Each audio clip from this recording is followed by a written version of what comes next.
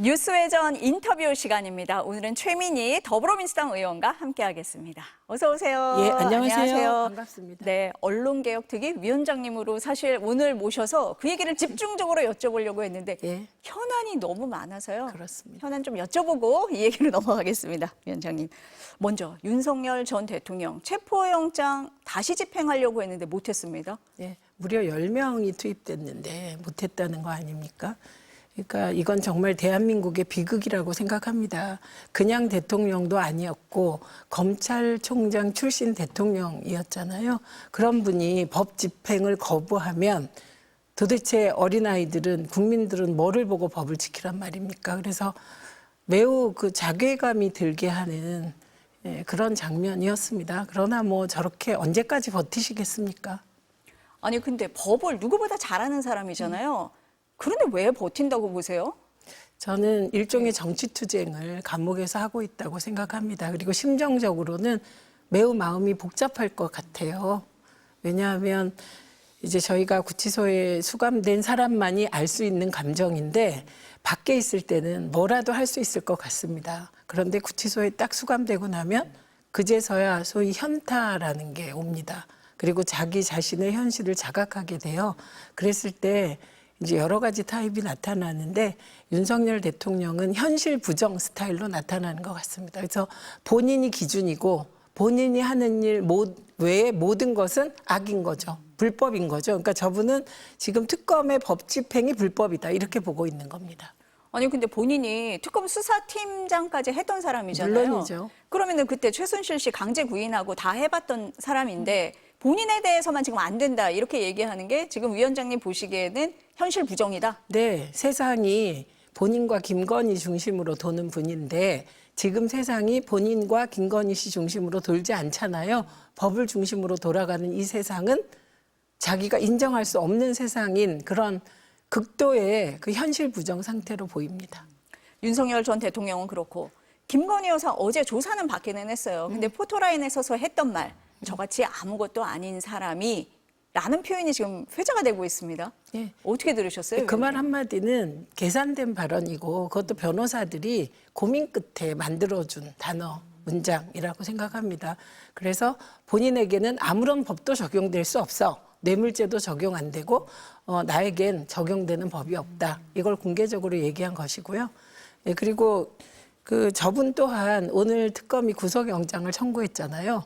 그런데 왜 청구했냐? 그걸 적나라하게 보여주는 그 일이 있는데요. 그 반클리프 목걸이 있잖아요. 네. 나토 갈 때 착용했던 그 목걸이를 해명하기를 2004년에서 2007년 사이 홍콩에 가서 모조품을 엄마를 위해서 샀다는 식으로 했잖아요. 근데 공식적으로 반클리프가 이건 2015년 11월에 출시했다 그랬어요.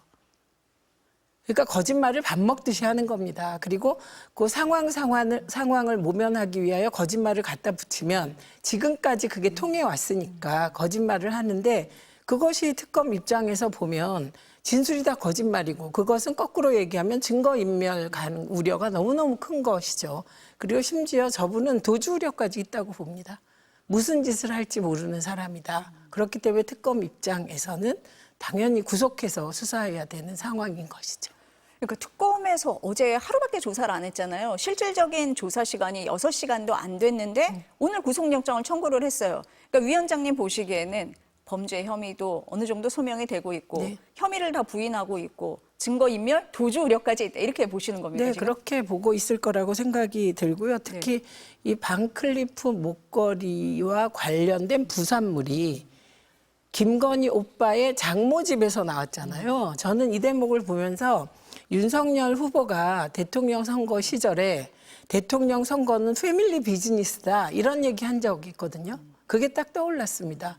저 가족들에게는 그 대통령이 되고 영부인이 되는 것이 패밀리 비즈니스였구나. 그래서 오빠의 장모 집에까지 그것을 감췄다고 추정하게 되잖아요. 그래서 어느 가족 전체가 저는 이게 한편의 사기극이었다고 생각하고 제 개인적으로는 이거는 최은순 일가에 이제 단계마다 돈을 많이 해먹다 보니 국가 돈까지 해먹을 결심에서 시작된 일이라고 저는 보고 있거든요. 예, 그래서 수사가 진행되면 될수록 그런 본질이 드러날 거라고 생각합니다. 그러니까 모조품이라고 해명을 한 데 대해서도 사람들이 참 납득하기가 어려웠는데 그 발견 장소가 오빠 장모집이라고 하니까 뿐만 굉장히 아니라 놀랐었죠. 예. 뿐만 아니라 2004년에서 2007년 콕 찍어서 모조품을 홍콩에서 산 것 같다. 이렇게 얘기를 했는데 그 제품이 출시된 게 2015년 11월이라고 반클리프 쪽에서 발표를 하게 됩니다. 정말 희대에 있을 수 없는 거짓말인 것이죠. 특검이 구속영장을 청구할 수밖에 없었을 거다라고 네, 위원장님 네, 그렇게 보시는 거네요. 봅니다. 네. 오늘 법무부에서요 8.15 특사 대상자 지금 심사를 하고 있잖아요. 물론 이제 대통령에게 보고가 되고 국무회의에서 확정되는 일정은 남아 있습니다. 조국 전 대표가 포함될 거냐 관심인데요. 위원장님은 어떻게 보세요? 저는 조국 전 대표의 포함 여부는 다른 사람이 왈가왈부할 사안은 아니라고 생각합니다. 대통령의 결단이니까요. 그러나 정치인들이 감옥에 갈 때 혹은 피선거권이 박탈될 때 여러 가지 이유로 피선거권이 박탈됩니다. 근데 감옥에 간 이유가 돈 문제일 때 불이한 돈을 받은 경우는 저는 사면에 늘 반대했습니다. 그러나 조국 전 장관은 그 정치자금 문제도 아니고 아무것도 아니고요. 그런 어떤 일반적인 정치인과 관련된 문제가 아니고 윤석열 검찰의 무리한 수사에 의해서 저는 조국 가족 전체가 풍비박산의 탄압을 받았다고 생각하기 때문에 본질적으로 조국 전 대표가 정치인이 된 건 이후고 조국 전 대표의 탄압은 비정치인 시절에 이루어졌기 때문에 저는 이 두 가지 점이 고려되었으면 좋겠습니다. 비정치인인 시절의 일이었다. 그리고 그것이 돈과 관련이 없는 윤석열 정치 검찰의 탄압에 의한 희생이었다. 예, 이런 시각이 많이 있다는 걸 고려해 주셨으면 합니다. 정치인 사면에 대해서 얘기를 하고 있는데 결이 좀 다르다라고 네, 위원장님 다릅니다. 보시는 거네요. 그래서 네. 다른 무슨 돈 문제로 감옥 가거나 돈 문제로 피선거권이 박탈된 분들과 조국 전 장관을 한데 묶거나 비교하는 것은 저는 그건 예의가 아니라고 생각합니다. 그러나 사면의 결과에 대해서는 누구도 왈가왈부할 사안은 아니라고 생각합니다. 대통령의 고유 권한이기는 하죠. 좀 지켜보도록 하겠습니다. 이제 언론개혁특위위원장님으로서 좀 여쭤보겠습니다. 먼저 7월 임시국회 마지막 본회의요. 국민의힘에서 필리버스터 하면서 법안, 쟁점 법안 한 개밖에 통과가 안 되는 상황이었잖아요. 네. 왜 방송법이었습니까? 그거는 제가 알 길이 없죠. 알 길이 없으신 거예요? 왜냐하면 네. 그 지금 의안 순서를 말하는 네. 거잖아요. 그 의안 처리 순서는 전적으로 의장님이 결정하십니다. 그리고 저희는 통보만 받은 입장이고요. 이게 우여곡절이 있었는데 저희가 처음에 방송법 먼저 한다고 통보를 받았습니다. 네. 그 국회의장님 실로부터. 네. 그런데 그 다음에 노란봉투법을 먼저 한다고 하더라고요. 그래서 뭐 그것도 괜찮다. 왜냐하면 8월 국회에 다 처리되니까. 그런데 갑자기 또 그 방송법 먼저 한다는 거예요. 그래서 또 왜 이렇게 늦쯤 네 알겠습니다. 이렇게 했는데 그 다음에 또 노란봉투법부터 한다는 아, 거예요. 왔다 갔다 좀 많이 했었군요. 네, 근데 그게 예. 알고 보니 예. 그 의장님이 최종 결정한 것은 노란봉투법을 여야 합의로 하자 여기까지 하셨던 거고요. 방송법을 다시 먼저 하기로 한 건 민주당 내에서 그 지도부에서 얘기가 오갔던 거예요. 그러니까 이게 공식 결정이 아니었던 거죠. 그런데 사실 제가 그 사이에 의장님을 뵙고 부탁드린 게 있는데요. 김영 간사와 같이 의장님을 찾아뵙고 방문진법이 방송법이 통과된 그날 상정이 돼야 필리버스터를 하고 그럼 8월 21일 날 통과되게 됩니다. 그런데 8월 21일이 방송 독립과 공정성을 위해서 싸우다가 먼저 간 이용마 기자의 기일이었어요. 그래서 제가 처음에 그 일정을 보고 정말 이거는 하늘에서 이용마 기자가 돕나 보다 이렇게 생각하고 속으로 혼자 생각했는데 이렇게 엎치락뒤치락해서 의장님 뵙고 의장님 이게 별 문제가 없다면 8월 20일이 이용마 기자 기일이니 그날에 맞추어서 이 법이 방문진법이 통과되면 참 좋겠습니다. 이렇게 말씀드리고 왔어요. 그런데 곧 당일 본회의가 있던 날 의장님이 여야 원내대표와 식사를 했는데 뭐 의외로 야당에서 방송법 먼저 필리버스터를 하겠다고 선뜻 동의를 해 주었대요. 그래서 의장님이 여야 합의로 방송법을 먼저 상정하신 겁니다. 정청래 대표의 의지가 강하게 작용을 했다 뭐 이런 얘기도 나오고 해서 의지가 작용했다고 하더라도 네. 사실은 의장님은 그 정청래 대표와 민주당 내부 얘기가 의장님에게 전달되기도 전에 누군가 방송에 나가서 얘기한 부분에 대해서는 기분이 안 좋으시지 않을까요? 그리고 저희로서는 네. 사실 순서가 몇 번 네. 바뀌었을 때 뭐 네. 저희는 괜찮다고 네. 한 것이 어차피 8월에도 되니까. 예, 네. 다 통과되기 때문에 네. 그런데 어쨌든 방문진법이 이용마 기자 기일에 통과되게 돼서 저로서는 약간은 빚을 갚은 느낌? 네, 그런 느낌이 있습니다. 뭐 저도 MBC 기자로서 그 부분은 감사드릴 수밖에 없는 입장인 것 같습니다. 필리버스터 말씀을 하셔서요. 노종면 의원이 9시간 넘게 했잖아요. 네. 엄지척까지 해주셨던데 네. 정청래 체제의 첫 입법 성과다 네. 이런 얘기도 했습니다. 네. 방송법, 정치권의 영향을 줄이고 사장 선임에 국민들이 참여하도록 한다. 일반 국민들은 이 정도 알고 있습니다. 네. 위원장님 어떤 의미가 있다 이렇게 의미 부여하시겠습니까? 우선 자체는 그동안에 음성적으로 정치권이 국회가 특히 대통령이 KBS 사장과 MBC 사장 선임에 관여를 해온 게 사실입니다. 음성적으로. 예, 그런데 그런 관행을 끊겠다는 겁니다. 그래서 이번 법에서 가장 큰 의미는 역대 대통령들께서 대통령이 되시기 전에는 다 방송 독립시키고 사장 선임에서 손 떼겠다고 하시고 누구도 실천하지 않으셨습니다. 그런데 이재명 대통령께서 결단하신 겁니다. 왜냐하면 방송을 방송인과 국민에게 돌려드리면 거기서 방송 독립이 시작될 것이다. 방송이 더 공정해질 것이다. 이런 소신 같은 게 있으시고요. 특히 그 사장 추천위원회가 이번에 핵심이거든요. 이사회 구성도 다양하게 하고 그리고 사장 추천위원회를 국민 100명 이상이 모여서 성별, 연령별, 지역별 뭐 그런 여론조사 표본 추출에 의해서 모인 분들이 사장을 뽑으면 아이고 일각에서 말도 안 되는 소리 하시는데요. 누구도 거기에 관여할 수 없습니다. 투명하고 민주적인 방식으로 사장을 뽑게 되고 무엇보다 국민들이 직접 추천에 관여하게 된 것. 그게 강제된 것. 이게 가장 큰 것입니다. 그러나 처음 가보는 길이라 저로서도 매우 긴장되는 상황이죠. 그리고 무엇보다 방송 종사자들이 어쨌든 이사회 구성에 대폭 관여하게 되거든요. 예, 그렇기 때문에 다들 준비해야 될 것 같아요. 순기능이 더 커지도록. 만약에 이제 실행을 했는데 역기능이 크다면 다시 논의가 시작되거든요. 저는 그런 일이 없기를 간절히 바랍니다. 근데 방송법에 따르면 뭐 KBS는 공영방송이니까 알겠다라고 보시는 분들이 있는데 YTN 연합뉴스 TV는 민영 방송인데 연합뉴스 TV는 민영 방송은 아니죠. 정부 지분이 있으니까 예, 예. 그러면 YTN 같은 경우는 그런 민영인데 왜 대표와 보도 책임자를 3개월 이내에 교체해야 하느냐라고 물으시는 분들도 계십니다. 일단 교체 여부는 어디서 정하냐? 그 노사가 합의해서 정하게 되어 있습니다.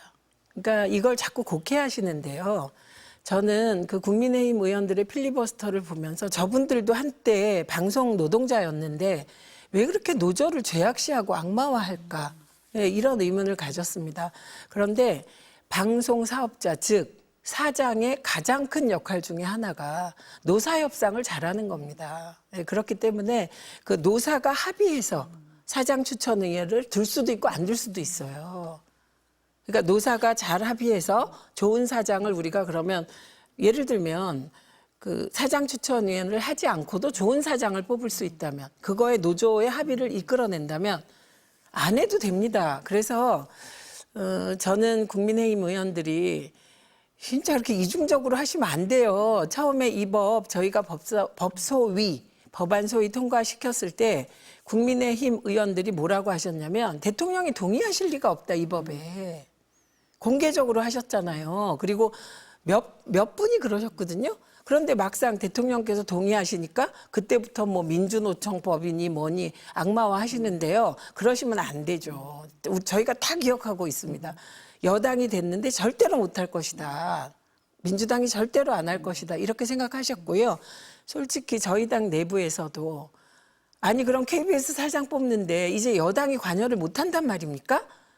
이런 의원님들 계세요. 그걸 뚫고 해내기까지 정말 많은 우여곡절이 있었고요. 그래서 우리 원내 지도부 그리고 이게 정청래 대표 1호 법안인 건 맞는데 과거 역사상 이재명 대통령 때 시작됐고요. 대표 시절에. 그리고 박찬대 대표께서도 그때 대표하셨잖아요. 네. 전폭적으로 지원해 주셨습니다. 그래서 매우 감사드리고 모두의 노력으로 방송법이 통과됐고요. 개인적으로는 제가 언론 쪽에만 계속한 게 40년이더라고요. 맞아요. 말지 1호 네, 기자부터. 그래서 개인적으로는 안 될 것 같던 순간도 있었고 내가 이 일을 끝까지 해낼까? 꿈으로 그냥 갖고 죽어야 되나? 이런 생각도 했는데 어쨌든 법이 통과돼서 매우 감사드립니다. 그리고 2012년 19대 국회 때 제가 이 법을 발의했었어요. 그때 이름은 김재철 방지법이었어요. 예, 그런데 이제 통과가 돼서 네. 어쨌든 감사한 마음뿐입니다. 몇 년 사이에 논의된 정도가 아니라 이거 정말 그럼요. 10년 이상 거슬러가는 법인 걸 언론 종사자들은 다 알고 네. 있기 때문에요. 위원장님을 비롯해서 많은 지도부가 애쓰신 네. 점은 다들 알고 있을 것 같습니다. 그럼 방송법이 통과가 됐습니다. KBS 이사회를 바꾸려고 하는데 방통위가 1인 체제예요. 가능합니까? 아니요. 방통위도 곧 구조 개편을 해야만 합니다. 근데 여기서 이제 조금 복잡한 변수가 있는데요. 이제 저희가 그 국회에서 법을 통과시킬 힘이 있는 여당이잖아요. 그런데 국회에서 법을 통과시키는 힘이 있는 여당일 때 방송법의 모든 거, 방송계의 모든 걸 다 고치고 싶어 하시는 것 같아요. 그러니까 이번에 예를 들면 종편에 대한 규제는 약하고 지상파에 대한 규제는 강하잖아요. 그리고 어느 순간에 유튜브가 나와서 광고를 다 독식하고 있지 않습니까? 그러니까 이런 상황을 일거에 바꾸어서 통합미디어법을 빨리 통과시키자 이러시는데 저도 동의합니다. 그러나 모든 일은 시기가 있는 것 같아요. 그래서 일단은 방송통신위원회와 방송통신심의위원회를 정상화시키고 지금은 그리고 그런 종합적인 논의는 따라가면서 했으면 좋겠다. 요거만 이제 저희가 합의하면 방송통신위원회는 빠르게 정상화될 것 같습니다. 이미 김영 간사가 시청각 미디어 통신위원회법을 발의해 놨어요. 예, 그래서 그동안에 약간 왜곡된 있는 것만 조금 고치는 법이거든요.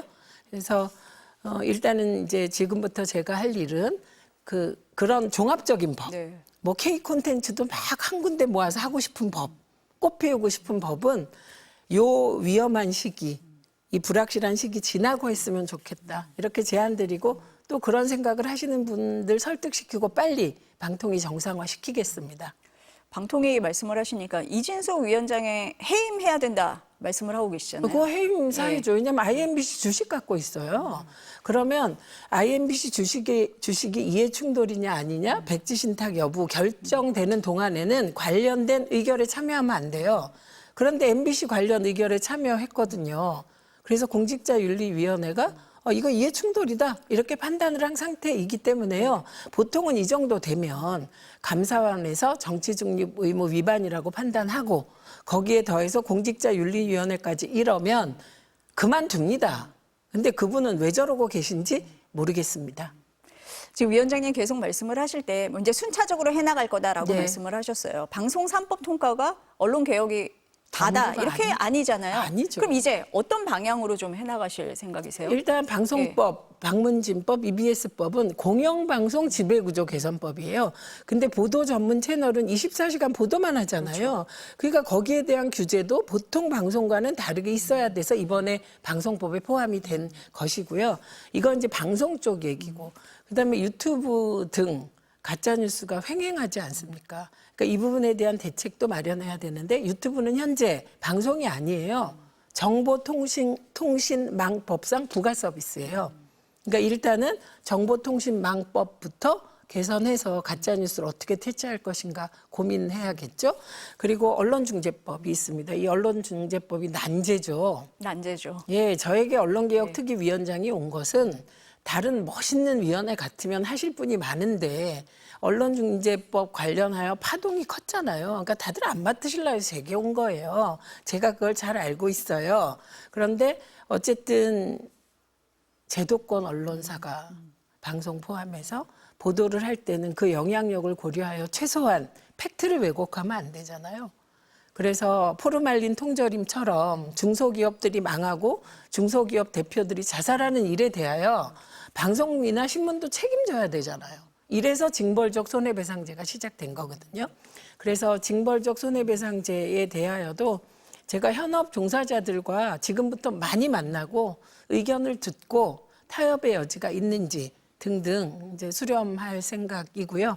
뿐만 아니라 우리가 정정보도, 반론보도를 언론중재위원회에 신청하거든요. 그런데 신청했을 때 본 보도는 일명탑이고 반론 보도는 저 30년에 아주 핫한 기사로 나잖아요. 어떻게 하면 반론이나 정정 보도도 눈에 띄게 할까? 그래서 피해자의 인권을 보호할 수 있을까? 이게 이제 관심사죠. 예. 아휴, 좋은 말씀이신데 언론 종사자 입장에서는 좀 걱정도 되기도 합니다. 숙제를 많이 안고 계신 것 같은데요. 역할을 좀 기대하도록 하겠습니다, 위원장님. 네, 또 뵙겠습니다. 예. 감사합니다.